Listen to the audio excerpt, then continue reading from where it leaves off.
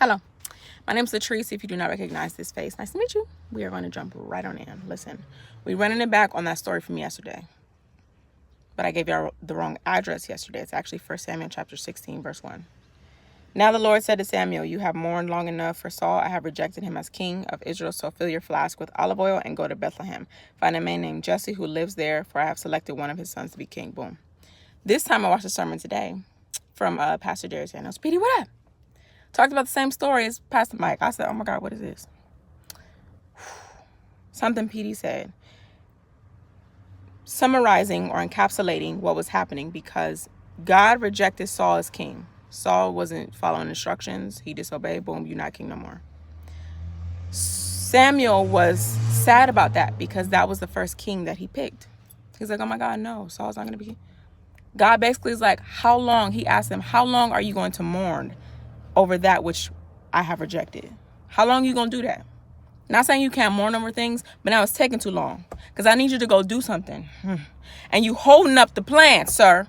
Huh? You mourning over something, and I have a replacement for that already. My goodness.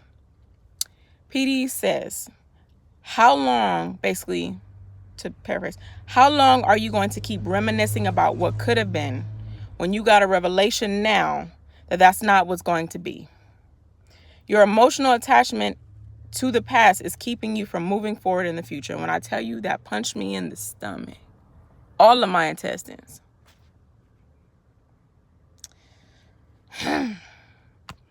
Because I was like, okay, am I mourning something that could have been, that I wish still was, to the point where it's keeping me from moving forward, moving on,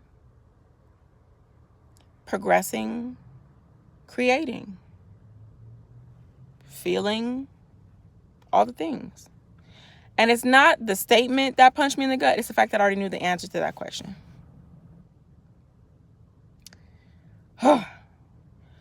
Some of us, I'm going to say us because I'm included in the situation, are not leveling up, moving on, moving forward, because we are too much emotionally attached and mentally to something that was. It's not anymore, babe. I'm sorry. And you're going to have to move on, okay? Because the thing you probably know that's not for you, it ain't going to be for you. Maybe it was for you in a season, or maybe it was never for you and you wanted it to be, but it can't. And that's reality. We're not going to keep going. We're not going to keep pressing it. But the point is, you have better up ahead.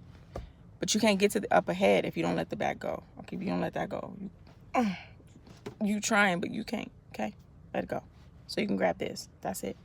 Si nadie te ha dicho hoy, esta día que te estoy hablando a ti mismo, yo te quiero decir a ti que te amo. I want to tell you that I love you today, if you haven't heard it from anybody else. Because there's some life be lifing out here.